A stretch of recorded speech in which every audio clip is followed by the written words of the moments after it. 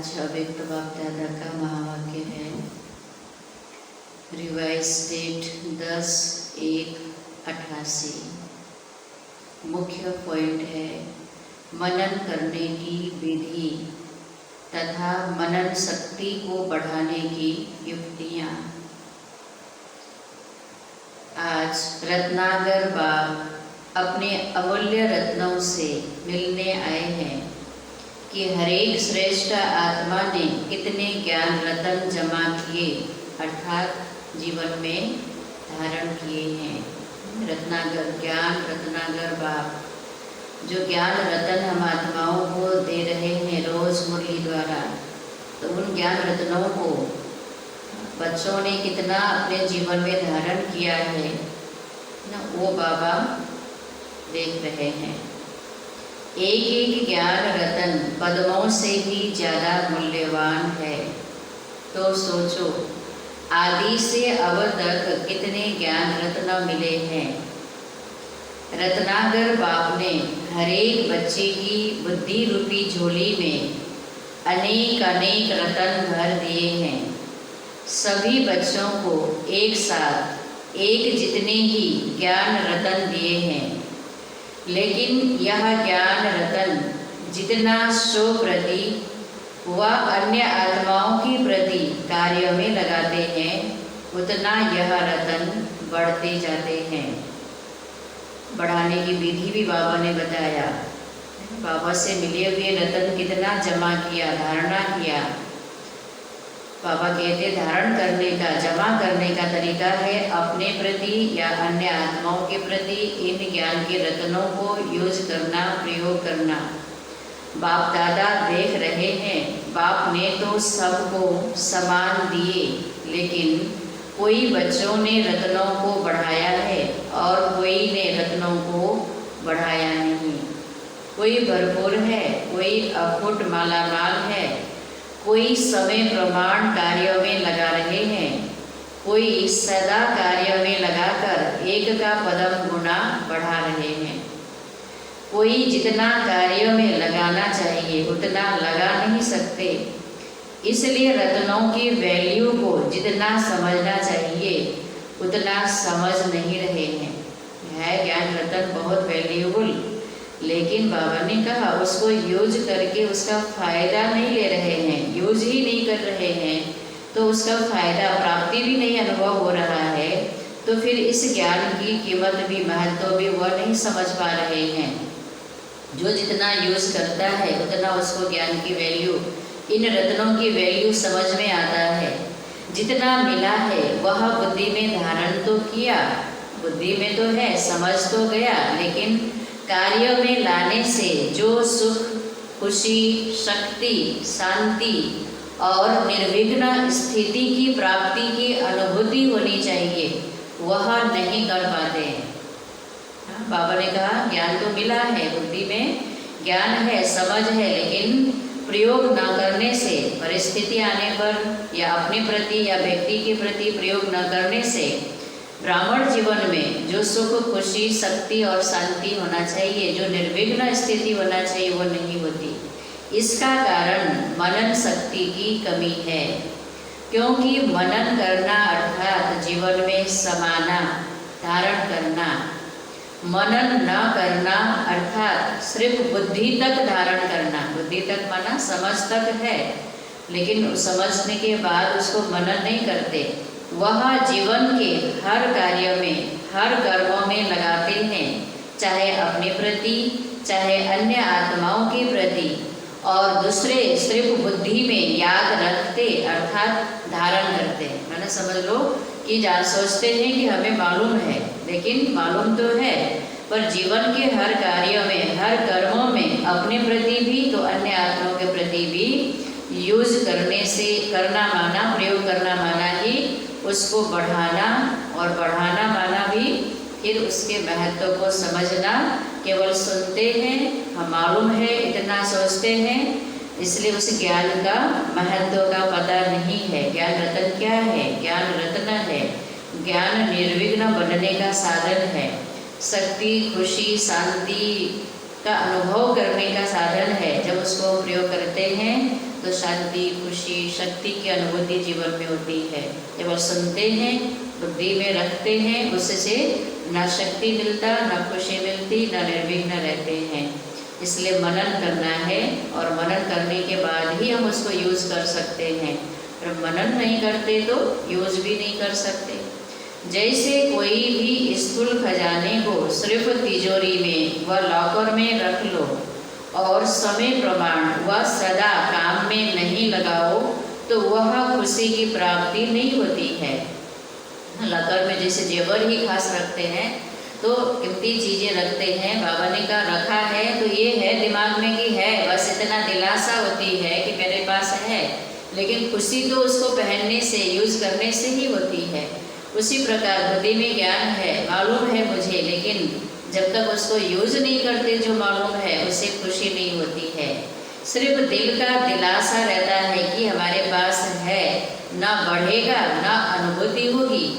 ऐसे ज्ञान रतन अगर सिर्फ बुद्धि में धारण किया, याद रखा, मुख से वर्णन किया, पॉइंट बहुत अच्छी है, तो थोड़े समय के लिए अच्छी पॉइंट का अच्छा नशा रहता है।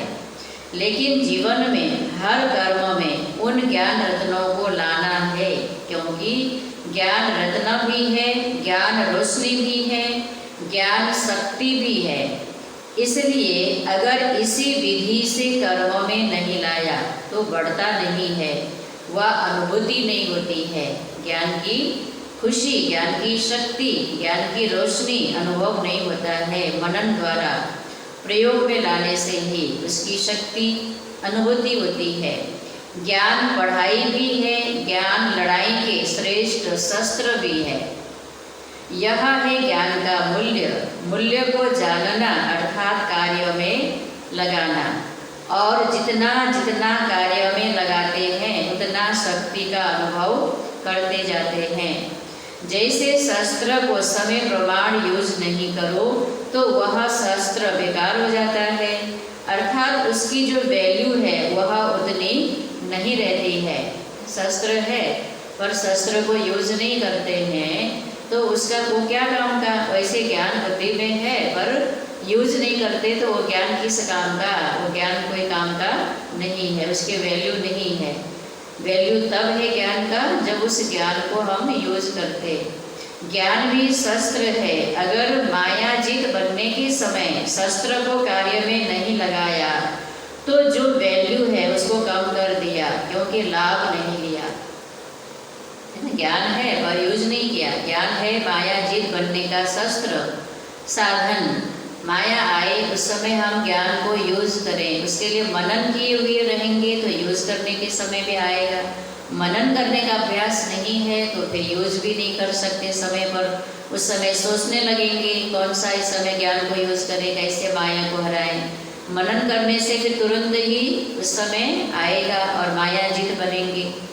तो लाभ लेना अर्थात वैल्यू रखना, ज्ञान का लाभ लेना माना ज्ञान का वैल्यू रखना। तो देखना है हम कितना ज्ञान का वैल्यू रखते हैं। केवल लेके रख लेते हैं, लेके रखने की तक है, सुनने तक है, लेकिन धारण करने तक कितना है। बाबा कह रहे हैं चेक करो, लाभ लेना माना वैल्यू रखना। ज्ञान रतन तो सबके पास है क्योंकि अधिकारी हो, ज्ञान रत्न के अधिकारी तो बाबा ने बनाया है, लेकिन भरपूर पहल रहने में नंबरवार हो। मूल कारण सुनाया मनन शक्ति की कमी।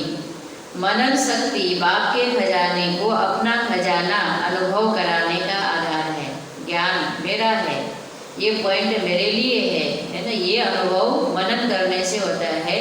नहीं तो क्या कहते हैं, हाँ ज्ञान में ऐसा है, बाबा ने ऐसा कहा है, लेकिन मुझे ये करने का है, मेरे लिए है। ये अनुभव मनन शक्ति से होता है। जैसे स्थूल भोजन हजम होने से खून बन जाता है, क्योंकि भोजन अलग है, उसको जब हजम कर लेते हो तो वह खून के रूप में अपना बन जाता है। खून बन गया तो भोजन अपना हो गया। खून नहीं बन, डाइजेस्ट नहीं हुआ तो भोजन अपना नहीं हुआ, खून नहीं बना। ऐसे मनन शक्ति से बाप का खजाना सो मेरा खजाना, यह अपना अधिकार, अपना खजाना अनुभव होता है। बाप दादा पहले भी सुनाते रहे हैं, अपनी घोट तो नशा चढ़े। अर्थात क्या है, अपनी घोट तो नशा चढ़े माना बाप के खजाने को मनन शक्ति से कार्य में लगाकर, मनन करना ही नहीं, कार्य में लगाकर प्राप्तियों की अनुभूति करना। आधा अर्थ बताया, आधा नहीं बताया। अपनी घोट तो नशा चढ़े, हाँ घोटना है, और नशा चढ़े का मतलब क्या हुआ, जब उसको मनन करेंगे तो प्राप्ति की अनुभूति होगी। सुनने के समय नशा रहता है, लेकिन सदा क्यों नहीं रहता। सुनने के टाइम नशा रहता है। बाबा ऊंची बातें ही कर रहे हैं, उससे नीचे वाली बातें नहीं कर रहे हैं, जो सुनने के टाइम भी नशा नहीं चढ़ता गया है ना। सुनने के टाइम नशा चढ़ता है। इसका कारण है कि सदा मनन शक्ति से अपना नहीं बनाया है। मनन शक्ति हमेशा खुशी रहना चाहिए, लेकिन सुनने के टाइम तक भी रहता है। किसी को सुनने के टाइम तक भी नहीं रहता है। तो सुनने के टाइम तक है, हमेशा क्यों नहीं है, क्योंकि मनन नहीं, याद नहीं रहता हमेशा। मनन शक्ति अर्थात सागर के तले में जाकर अंतर्मुखी बन हर ज्ञान रत्न की गुह्यता में जाना। सिर्फ रिपीट नहीं करना है, लेकिन हर एक पॉइंट का राज क्या है, सुनना नहीं है, लेकिन रिपीट भी नहीं करना है। मनन माना केवल मन ही मन रिपीट कर रहे हैं उस पॉइंट को, ये भी नहीं है, लेकिन हर एक पॉइंट का राज क्या है।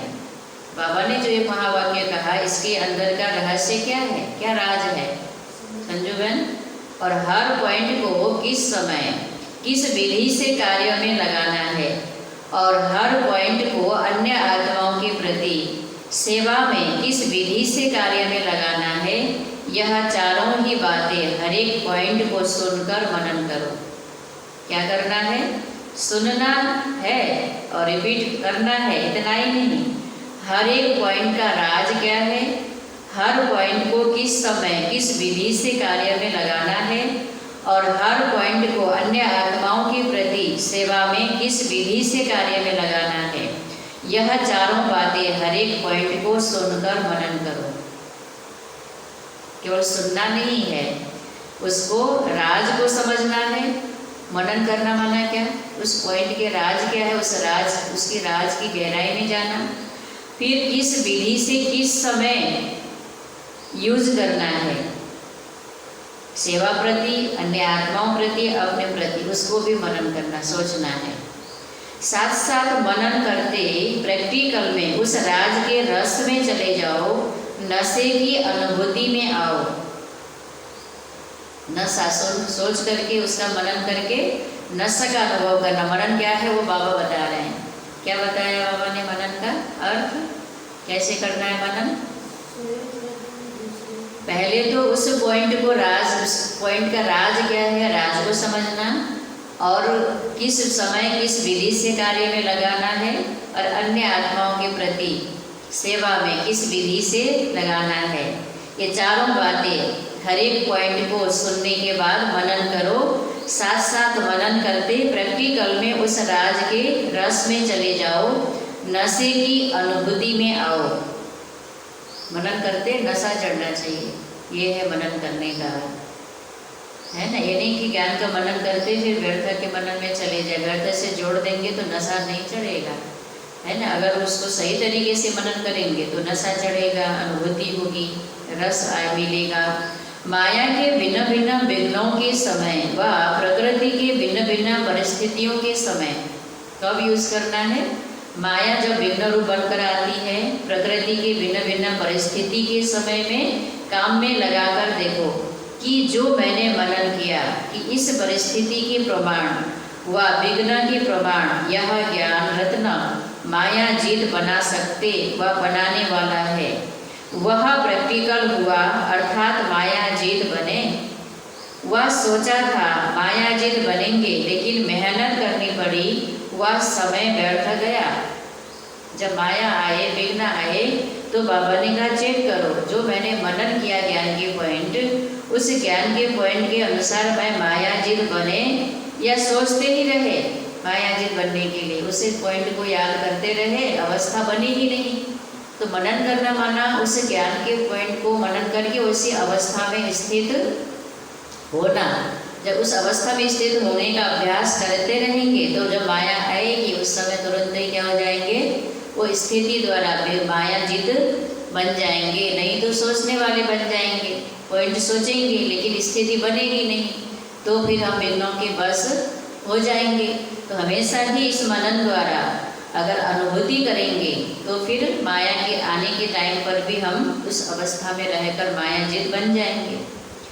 इससे सिद्ध है कि विधि यथार्थ नहीं था।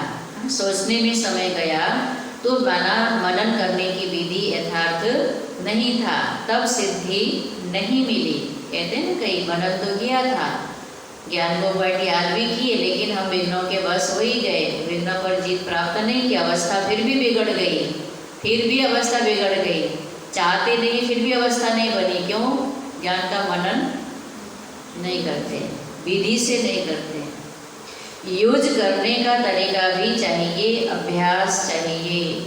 जैसे साइंस वाले भी, देखो बाबा कितना अच्छा उदाहरण देके समझा रहे हैं। जैसे साइंस वाले भी बहुत पावरफुल बॉम्ब्स, शक्तिशाली गोले ले जाते हैं, समझते हैं बस इससे अब तो जीत लेंगे, लेकिन यूज करने वाले को यूज करने का ढंग नहीं आता। बॉम्ब्स कितना भी पावरफुल हो, यूज करने वाले को ढंग नहीं आता तो पावरफुल बॉम्ब होते भी यहाँ वहाँ ऐसे स्थान पर जाकर गिरता जो व्यर्थ चला जाता। कहीं ऐसी जगह गिरा दिए जहाँ गिरना चाहिए वहाँ नहीं गिरा, तो गिरा तो यूज तो किया लेकिन सफल नहीं हुआ, फायदा नहीं। कारण क्या हुआ? यूज करने की विधि ठीक नहीं। ऐसे एक एक ज्ञान रत्न अति अमूल्य है। कोई कहे कि हमने तो यूज किया, ज्ञान को याद किया, परंतु फायदा नहीं हुआ, तो यूज करना नहीं आया। ज्ञान रत्न व ज्ञान की शक्ति के आगे परिस्थिति व विघ्न ठहर नहीं सकते। ज्ञान की स्थिति के आगे विघ्न ठहर नहीं सकते। वरना कहाँ नहीं ठहरेगा? यहाँ जो यहाँ पकड़ के रखते हैं विघ्नों को, बातों को, अगर ज्ञान की स्थिति है तो वो विघ्न, वो बात यहाँ नहीं ठहरेगी। दुनिया बाहर तो हलचल रहेगी लेकिन अपनी स्थिति पर असर उसका नहीं होगा, हलचल नहीं होगा। लेकिन अगर विजय नहीं होती है तो समझो यूज करने की विधि नहीं आती है। दूसरी बात, मनन शक्ति का अभ्यास सदा न करने से, एक तो विधि सही नहीं, दूसरा सदा अभ्यास न करने से समय पर बिना अभ्यास के अचानक काम में लगाने का प्रयत्न करते हो, इसलिए धोखा खा लेते हो। ये तो बाबा अभी तक का जो बच्चों की स्थिति बता रहे हैं, और बाबा आगे के लिए कह रहे हैं ज्ञान का मनन करने से ये फायदा है, और आगे तो परिस्थिति विघ्न और आने हैं, इसलिए हमें वो अवस्था अभी बनाना है। आज से भी अगर अभ्यास करें तो भी ठीक है। यह अलबेलापन आ जाता है। ज्ञान तो बुद्धि में है ही, समय पर काम में लगा लेंगे, ये सोचते हैं हम तो सब समझ लिए हैं, ज्ञान तो है ही, तो हम समय पर है ना विजयी बन जाएंगे। लेकिन सदा का अभ्यास, बहुत काल का अभ्यास चाहिए, नहीं तो उस समय सोचने वाले को क्या टाइटल देंगे? कुंभकर्ण। क्या बोला बाबा ने? किसको कहेंगे कुंभकर्ण? जब बात विघ्न आए उस समय सोचते हैं, पहले से तैयारी नहीं है। उसने क्या अलबेलापन किया? यही सोचा कि आने दो, आएंगे तो जीत लेंगे, पहले सोता ही रहा। तो ऐसा सोचना कि समय पर हो जाएगा, यह अलबेलापन धोखा दे देता, यही सोचते हैं ना। बाबा ने स्पष्ट कहा ये अलबेलापन क्या करेगा? धोखा देगा। जो सोचते हैं हम कर लेंगे वो नहीं कर पाएंगे, तो धोखा ही खाएंगे ना अलबेलापन से। इसलिए हर रोज मनन शक्ति को बढ़ाते जाओ। रिवाइज कोर्स में व अवेक्त जो रोज सुनते हो, तो मनन शक्ति को बढ़ाने के लिए रोज कोई ना कोई एक विशेष पॉइंट बुद्धि में धारण करो। साकार चाहे अवेक्त मुरली में से कोई ना कोई एक विशेष पॉइंट बुद्धि में धारण करो। शुरुआत ये है, मुरली से कोई ना कोई पॉइंट धारण करना, और जो 4 बातें सुनाई उस विधि से अभ्यास करो। क्या 4 बात सुनाई? कि उसके गहराई में जाना, उसके राज क्या है, और किस समय किस विधि से सेवा में लगाना यूज़ करना है, सेवा में और सर्व आत्माओं के प्रति कब यूज़ करना है। चलते फिरते हर कर्म करते, चाहे स्थूल कर्म करते हो चाहे सेवा का कर्म करते हो, स्थूल कर्म करते हो चाहे सेवा का कर्म करते हो, लेकिन सारा दिन क्या चले, मनन चलता रहे। चाहे बिजनेस करते हो व दफ्तर का काम करते हो, चाहे सेवा केंद्र में सेवा करते हो, लेकिन जिस समय भी बुद्धि थोड़ा फ्री हो तो अपने मनन शक्ति के अभ्यास को बार बार दौड़ाओ। कई काम ऐसे होते हैं जो कर्म कर रहे हैं उसके साथ साथ और भी सोच सकते हैं, जैसे बागवानी ही करते हैं तो उस समय एक साथ 2 काम कर सकते हैं, उसमें कोई इतनी बुद्धि लगानी नहीं होती है। तो स्कूल में भी देखेंगे, दुनिया में भी, तो एक काम करते हुए एक काम खाना बनाते हैं, बुद्धि कहाँ कहाँ क्या क्या सोचते हैं, आज मार्केट में ये चीज़ आई है वो लेना है, फलाने से मिलने कल जाना है, फलाने जगह कल कार्यक्रम है, सोचते हैं कि नहीं। तो जैसे भोजन बनाए, बागवानी करे, चाहे सफाई करे, चाहे कपड़ा धुलाई करे, कई ऐसे कार्य होते हैं जिसमें बुद्धि क्या होती है, हमारी फ्री होती है। उस समय हम क्या कर सकते हैं, मनन कर सकते हैं। ऐसा नहीं कि मनन करने को हमें टाइम नहीं मिलता है, बस ज्ञान रत्न को, उसकी कीमत, उसकी वैल्यू को समझ करके हमें उसी के मनन में लगना है। बहुत थोड़ा समय होता है जो ऐसा कार्य होता है जिसमें बुद्धि का फुल अटेंशन देना होता है। बहुत कम कार्य ऐसे होते हैं जिसमें पूरा बुद्धि का अटेंशन देना होता है। जब उसका हम कहेंगे कि हाँ इस कार्य करते तो मनन हम नहीं कर पाएंगे, नहीं तो डबल तरफ बुद्धि चलती रहती है। जैसे अब माँ है, बच्चे को खिला रही है, पिला रही है, पालना कर रही है, उस समय भी उसकी बुद्धि फ्री रहती है, दूसरा काम कर सकता है। ऐसा समय अगर अपनी दिनचर्या में नोट करो तो बीच बीच में बहुत समय मिलता है। मनन शक्ति के लिए विशेष समय मिले तब अभ्यास करेंगे, ऐसी कोई बात नहीं है। चलते फिरते भी कर सकते हो, अगर एकांत का समय मिलता है तो बहुत अच्छा है। और महीनता में जाए, हर पॉइंट के स्पष्टीकरण में जाओ, पॉइंट को धारण करो, उसकी महीनता में, इसके स्पष्टीकरण में जाओ, विस्तार में जाओ तो बहुत मज़ा आएगा। और ऐसे ही कर्म करते भी मनन कर सकते हैं, लेकिन बाबा ने कह दिया एकांत का समय मिले तो और ही अच्छा है। तो दिनचर्या में हम 1 घंटा ऐसा निकालें जो ज्ञान की पॉइंट का विशेष मनन करें, लिखें। तो ऐसा करने से हमारा अभ्यास मनन करने का बढ़ेगा। नहीं तो क्या होगा, रोज की तरह आज बाबा की मुरली में बाबा ने इतना अच्छी तरह समझाया मनन के लिए, आज से मनन करेंगे, लेकिन एकांत नहीं निकालेंगे, एकांत में बैठकर नहीं करेंगे तो कर्म करते समय तो क्या कहेंगे, फिर यही कहेंगे जैसे अभी तक जो आदत पड़ी है कर्म करते हुए कर्म कॉन्शियस रहने का, कर्म के ही विचारों में रहने का, या एक दूसरे के भाव स्वभाव की बातों को सोचने का, तो वही सोचेंगे, फिर कहेंगे लक्ष्य तो रखा था, सोचा तो था, मनन करेंगे, आज इस पॉइंट को अभ्यास करेंगे, लेकिन क्या हुआ, कर्म करते समय फिर भूल गए, है ना। इसलिए एकांत भी निकालना है, लेकिन पहले पॉइंट के नशे की स्थिति में स्थित होके करना, फिर बोर नहीं होंगे। उस पॉइंट के नशे में अपने को लाना, फिर उसके मनन करना तो बोर नहीं होंगे। बाबा ये भी देख रहे हैं कई बच्चे पॉइंट मनन करना नहीं आने से क्या होते हैं, बोर होते हैं। इसलिए मनन करने का तरीका क्या है, पहले उस पॉइंट के नशे में लाओ अपने को, उसके बाद मनन करो। नहीं तो सिर्फ रिपीट कर लेते हैं, मनन के नाम पर क्या करते हैं, रिपीट कर लेते हैं, फिर कहते यह तो हो गया अब क्या करें, हाँ मनन हो गया अब क्या करें। कई सुदर्शन चक्र चलाने में हंसाते हैं ना, चक्र क्या चलाएं, 5 मिनट में चक्र पूरा हो जाता है। ब्राह्मण, देवता, क्षत्रिय, वैश्य, शूद्र, है ना। संगम में ब्राह्मण, सतयुग में देवता, त्रेतायुग में क्षत्रिय, द्वापर में वैश्य, कलयुग में शूद्र, संगम में फिर से ब्राह्मण, बस पूरा हो गया। बाबा कहते चक्र को फिराओ, फिर क्या करें।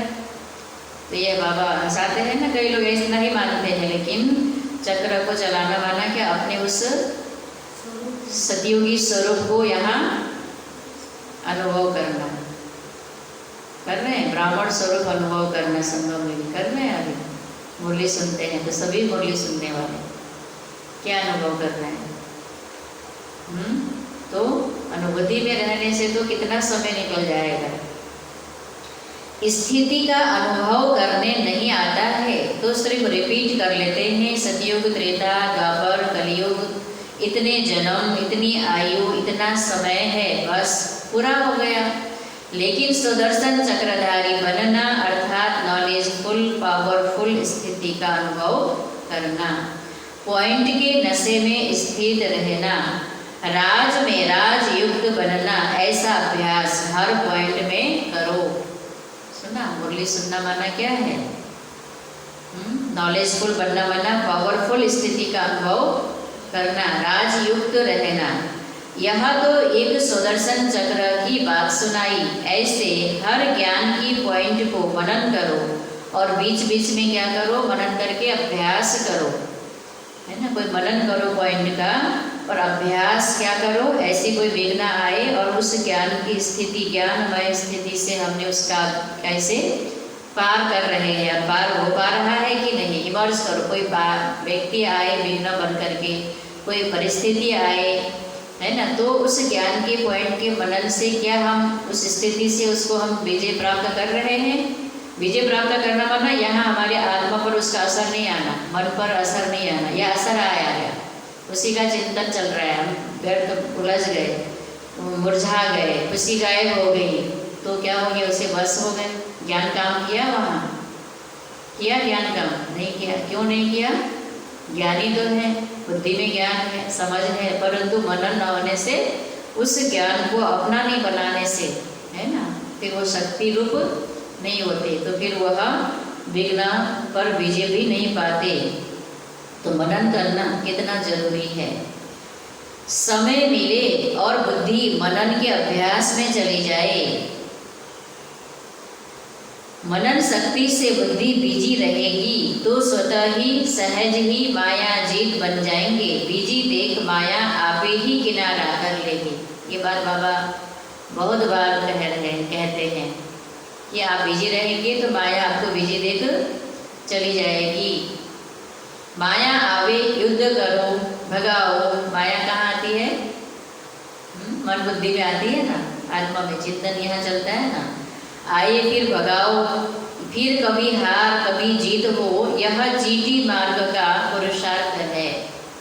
अब तो कौन सा समय है? तीव्र पुरुषार्थ करने का समय है, उड़ने का समय है। इसलिए मनन शक्ति से बुद्धि को बिजी रखो। इसी मनन शक्ति से याद की शक्ति में मगन रहना, यह अनुभव सहज हो जाएगा। मनन माया जीत और व्यर्थ संकल्पों से भी मुक्त कर देता है।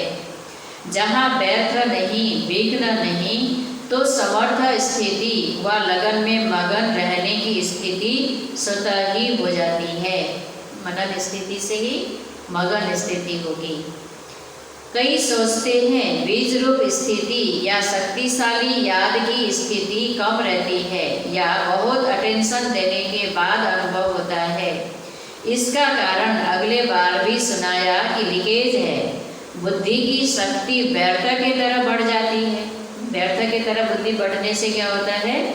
योग की शक्तिशाली स्थिति नहीं रहती है। या तो व्यर्थ संकल्प चलेगा या नींद आएगा, क्योंकि बोर होते, योग नहीं लगता है। ज्ञान में भी रस नहीं आता है, क्योंकि लीकेज ज़्यादा है। व्यर्थ चिंतन में रहने का ज़्यादा अभ्यास है। कभी व्यर्थ संकल्प चलेंगे, कभी साधारण संकल्प चलेंगे, लेकिन समर्थ चलेगा ही नहीं। व्यर्थ चलेगा या साधारण चलेगा। जो काम कर रहे हैं उसी के संकल्पों में बुद्धि का बिजी रहना, इसको कौन सा संकल्प कहेंगे? जो कर्म कर रहे हैं उसी के संकल्पों में रहना साधारण संकल्प है, व्यर्थ नहीं कहेंगे। व्यर्थ माना एक दूसरे की जो कमी कमजोरी की बातें, बीती बातें, अपनी कमजोरी दूसरे की कमजोरी सोचना, ये व्यर्थ है। याद की शक्ति या मनन शक्ति जो होनी चाहिए वह नहीं होती और अपने को खुश कर लेते कि आज कोई पाप कर्म नहीं हुआ। ऐसे ही दिनचर्या बीत रहा है सबका, हमने पाप नहीं किया, हम तो अच्छे ही कर्म कर रहे हैं। अच्छा क्या किया? क्या अच्छा किया। बाबा कहते खुश होते हैं, पाप कर्म नहीं किया, व्यर्थ नहीं चला, किसको दुख नहीं दिया, लेकिन समर्थ संकल्प, समर्थ स्थिति, शक्तिशाली याद रही। अगर वह नहीं रही तो इसको कहेंगे साधारण संकल्प। कर्म किया लेकिन कर्म और योग साथ साथ नहीं रहा।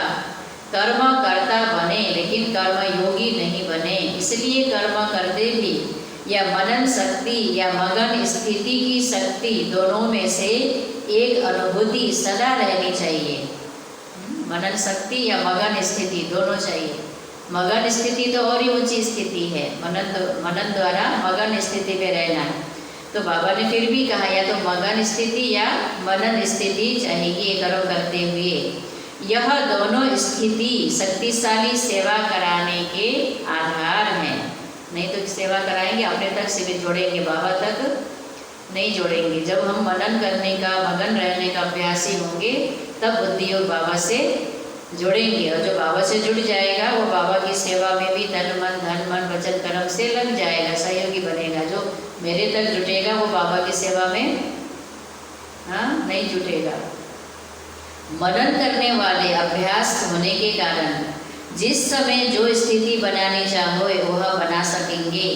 लिंक रहने से लिंकेज खत्म हो जाएगी। लिंक बुद्धि का वहाँ बाबा में रहने से, ज्ञान के मनन में रहने से लीकेज खत्म हो जाएगी, क्योंकि व्यर्थ से और साधारण से बच जाएंगे तो लीकेज नहीं होगी। जिस समय जो अनुभूति, चाहे बीज रूप स्थिति की, चाहे फरिश्ते रूप की, जो करना चाहो वह सहज कर सकेंगे। क्योंकि जब ज्ञान की स्मृति है तो ज्ञान के स्मरण से ज्ञान दाता स्वतः ही याद रहता। ज्ञान का मनन स्मरण से ज्ञान दाता याद रहता, लिंक उससे बाबा से जुट जाती। तो समझा मनन कैसे करना है, समझा ना। कहा था ना कि मनन का फिर सुनाएंगे। एक मुरली बाबा ने चलाया था ना मनन स्थिति और मगन स्थिति पर, फिर बाबा ने कहा था कि फिर सुनाएंगे। तो आज मनन करने की विधि सुनाई। माया के विघ्नों से सदा विजयी बनना व सदा सेवा में सफलता का अनुभव करना, इसका आधार मनन शक्ति है। समझा? अच्छा, सर्व ज्ञान सागर के ज्ञानी तू आत्मा बच्चों को सदा मनन शक्ति द्वारा सहज माया जीत बनने वाली श्रेष्ठ आत्माओं को, सदा मनन शक्ति के अभ्यास को आगे बढ़ाने वाले, मनन से मगन स्थिति का अनुभव करने वाले, सदा ज्ञान के रत्नों का मूल्य जानने वाले, सदा हर कर्मों में ज्ञान की शक्ति को कार्य में लगाने वाले, ऐसे सदा श्रेष्ठ स्थिति में रहने वाले विशेष व अमूल्य रत्नों को बाप दादा का याद प्यार और नमस्ते।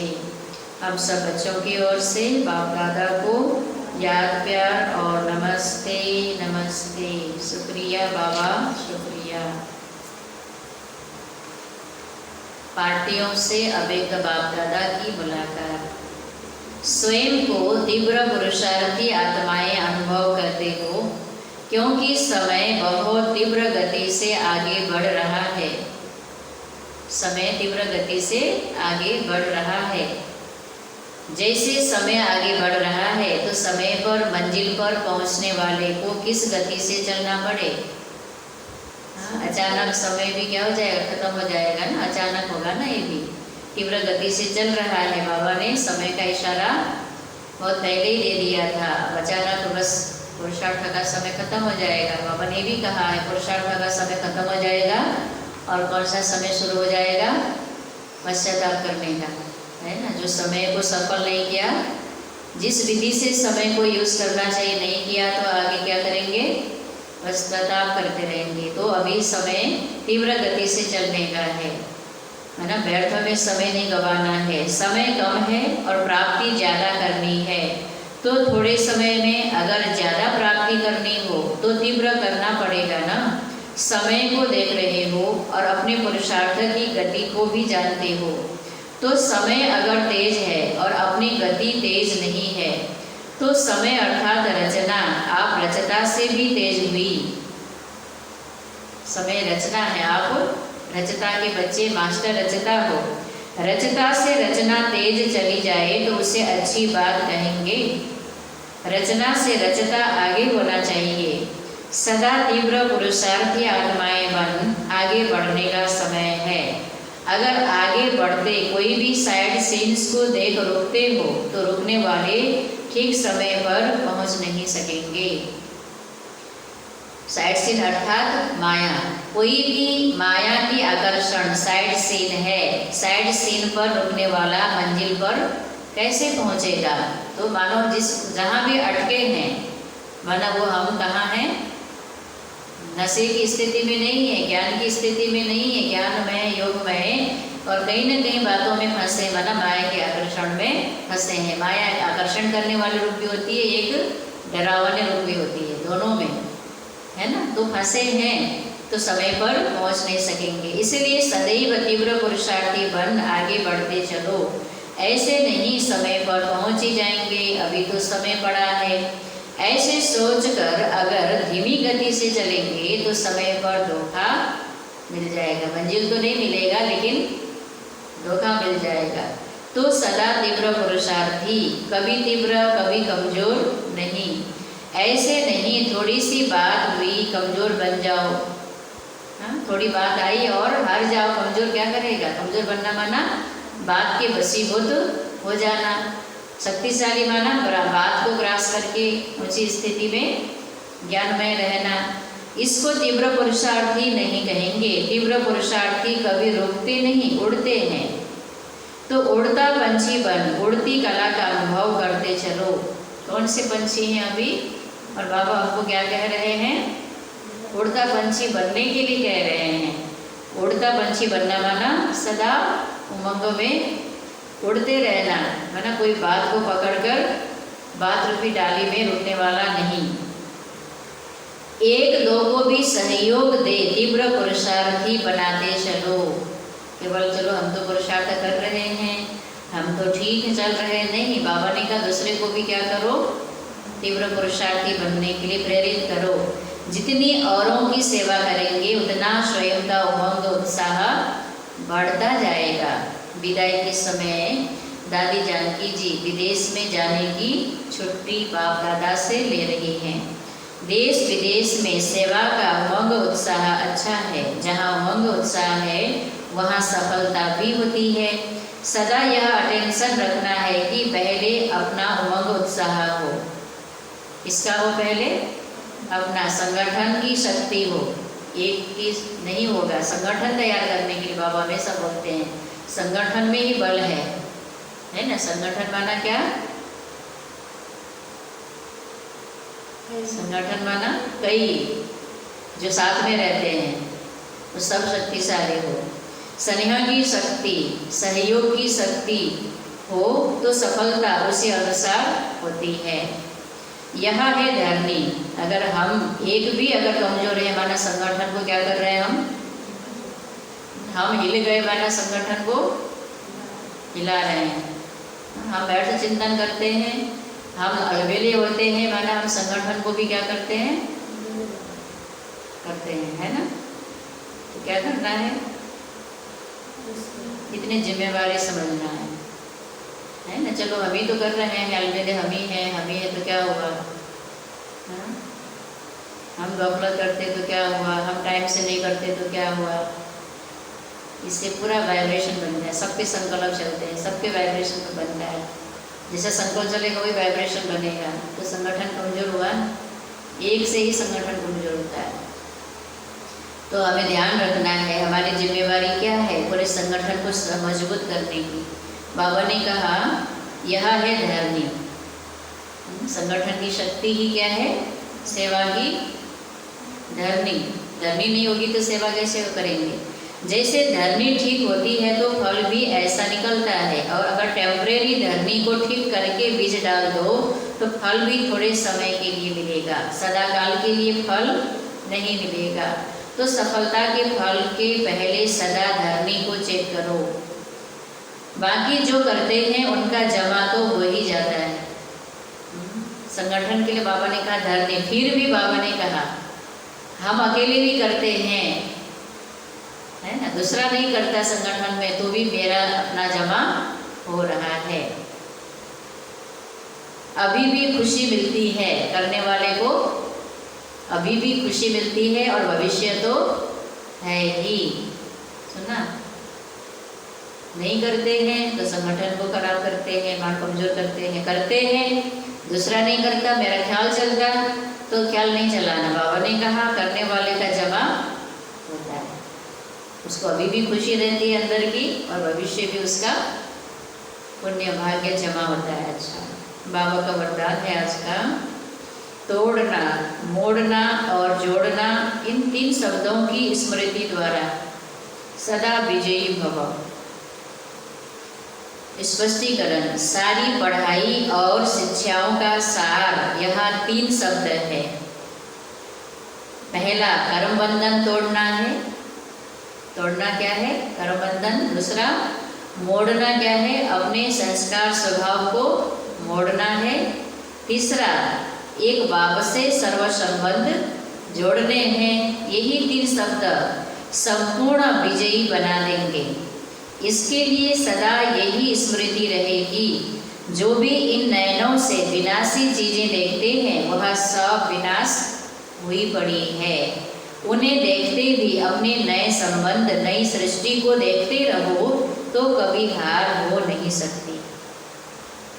स्लोगन, योगी की निशानी है सदा क्लीन और क्लियर। योगी की निशानी है सदा क्लीन और क्लियर। क्या क्लीन क्लियर रहे? मन, जैसे वस्त्र हम ध्यान रखते हैं क्लीन रहे, तो मन भी क्लीन भी रहे, क्लियर स्पष्ट रहे, है ना। अंदर एक बाहर दूसरा, ऐसा भी नहीं, कोई बात भी नहीं, पर है तो जो है जैसा है वही क्लियर कर देना है। स्पष्ट बाबा के आगे, निमित्त बने आत्मा के आगे रखना है और मन क्लियर भी रहे, क्लीन भी रहे। योगी की निशानी है। ओम शांति।